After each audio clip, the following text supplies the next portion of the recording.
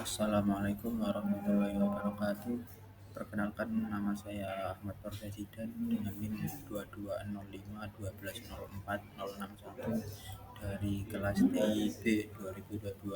Di sini saya akan menjelaskan mengenai sejarah internet sebagai pemenuhan tugas mata kuliah jaringan komputer.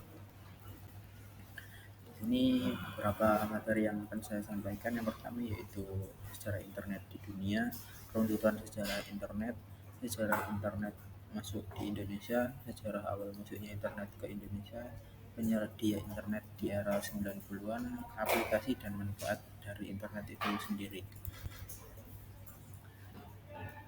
Sejarah internet di dunia. Sejarah internet dimulai pada tahun 1969 ketika Departemen Pertahanan Amerika Serikat, yaitu DARPA atau Defense Advanced Research Project Agency, memulai program penelitian yang dikenal sebagai ARPANET. Tujuan dari program ini adalah untuk mengembangkan cara menghubungkan sejumlah komputer sehingga membentuk jaringan organik. Pada saat itu konsep ini adalah terobosan besar dalam dunia teknologi. Pada tahun 1970, lebih dari 10 komputer berhasil dihubungkan melalui jaringan ini, dan keberhasilan ini memungkinkan komputer-komputer tersebut untuk berkomunikasi satu sama lain. Inilah awal dari pembentukan internet seperti yang kita kenal saat ini. Pada tahap awal pengembangan internet, mereka menggunakan perangkat keras dan perangkat lunak berbasis Unix yang kemudian menjadi landasan bagi perkembangan sistem operasi Linux yang terkenal saat ini. Awalnya, internet itu sendiri diciptakan oleh Departemen Pertahanan Amerika Serikat sebagai proyek militer. Salah satu tujuannya adalah untuk menciptakan sistem jaringan komputer yang tersebar di daerah-daerah vital. Hal ini bertujuan untuk mengatasi potensi serangan nuklir dan juga untuk mengatasi masalah kendala informasi yang berpusat. Seiring berjalannya waktu, internet berkembang pesat dan menjadi jaringan global yang mengubah cara manusia berkomunikasi, berbagi informasi, dan melakukan bisnis. Internet telah menjadi bagian integral dari kehidupan modern dan terus berkembang dengan teknologi baru dan aplikasi yang semakin canggih.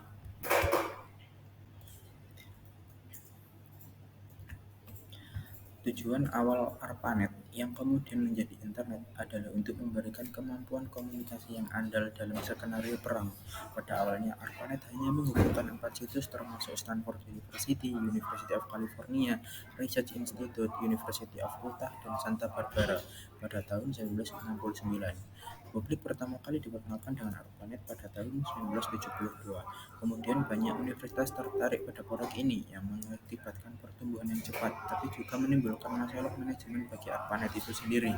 Untuk mengatasi permasalahan yang berkembang, ARPANET dibagi menjadi dua bagian, yaitu ARPANET itu sendiri yang fokusnya untuk penggunaan non-militer seperti universitas dan perusahaan, serta MILNET yang lebih fokus pada keperluan militer Amerika Serikat. Kemudian, dua jaringan ini bergabung menjadi apa yang sekarang kita kenal sebagai DARPA Internet, atau yang pada akhirnya kita kenal sebagai Internet.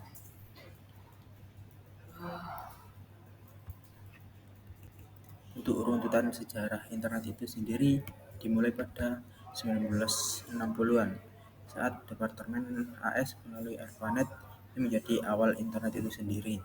Kemudian 1980-an internet digunakan terbatas untuk beberapa kampus dan universitas terkenal di dunia.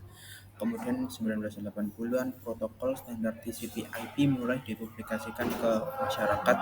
Kemudian 1984 sistem nama domain mulai digunakan. 1986 NSFNet yang dibangun pada tahun 1986 itu menggunakan ARPANET sebagai jaringan riset utama di Asia di AS dan menjadi cikal bakal pengembangan jaringan internasional. Pada tahun 1990-an ARPANET pun ditutup. Perubahan besar terjadi pada saat pengembangan WWW atau World Wide Web oleh CERN pada tahun 1990 yang memungkinkan tampilan grafis dan mengubah cara informasi disajikan. Hingga saat ini internet terus berkembang seperti yang kita ketahui sehari-hari. Sejarah internet masuk di Indonesia. Di Indonesia, internet dimulai pada awal tahun 1990-an. Pada saat itu, jaringan internet dikenal sebagai paguyuban network, di mana semangat kekeluargaan, gotong royong, dan kerjasama sangat kuat di antara anggotanya. Namun, seiring perkembangannya, internet Indonesia mulai mengalami komersialisasi dan lebih banyak aktivitas individu, terutama dalam perdagangan online.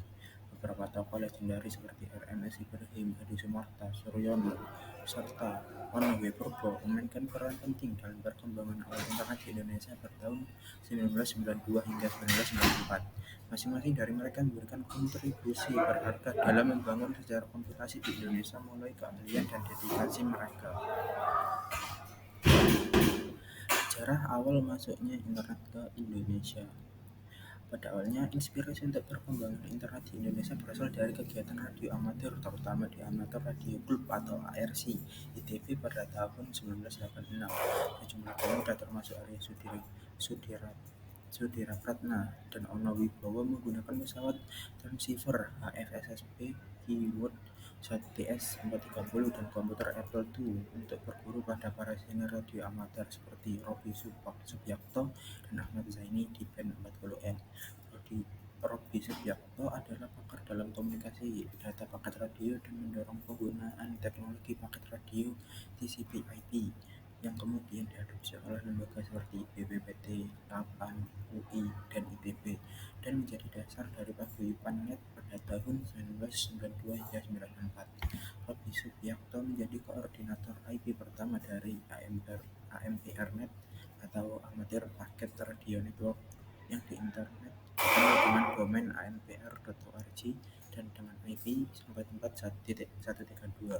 Sejak tahun 2000, koordinasi AMPR-Net di Indonesia dipegang oleh Ono W. Purbo dan melibatkan anggota ORARI atau Organisasi Amatir Radio Indonesia. Pada tahun 1986 hingga 1987, Robby Subiakto menjadi pionir dalam menghubungkan jaringan BBS atau Bulletin Report System radio amatir secara global untuk memungkinkan pengiriman email yang lancar melalui jaringan email store and forward.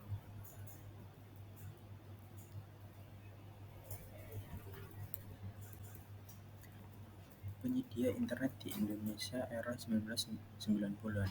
Internet Service Provider ISP pertama di Indonesia adalah Hipteknet yang memulai operasi pada awal 1994. Pada tahun yang sama, PT Indo Internet atau Indonet juga muncul, dipimpin oleh Sanjaya.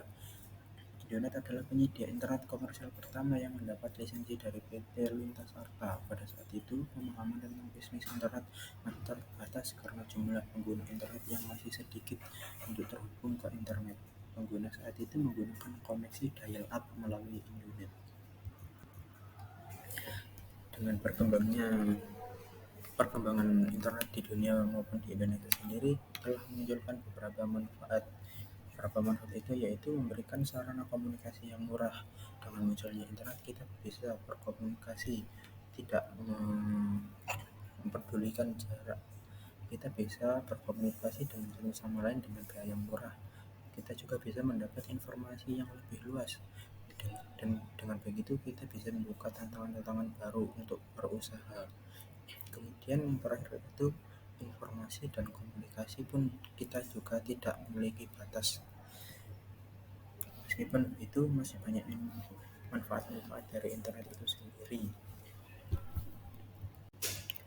Aplikasi yang muncul oleh adanya internet. Aplikasi di internet secara umum bisa dibagi menjadi dua. Yang pertama yaitu research sharing. Yang kedua yaitu komunikasi informasi. Untuk research sharing contohnya yaitu berbagi file yang memungkinkan pengguna untuk berbagi data atau program melalui jaringan. Yang kemudian yaitu berbagi perangkat melalui CD drive, hard disk, printer yang penggunaan perangkat bersama untuk meningkatkan efisiensi. Untuk komunikasi yaitu bisa menggunakan email, World Wide Web, file transfer protokol atau FTP, yaitu cara mudah dan cepat untuk mentransfer file dari server internet ke komputer. Kemudian bisa menggunakan chat ataupun SMS. Terima kasih. Itu tadi adalah materi yang bisa saya sampaikan. Apabila ada salah, mohon maaf. Semoga bermanfaat. Wassalamualaikum warahmatullahi wabarakatuh.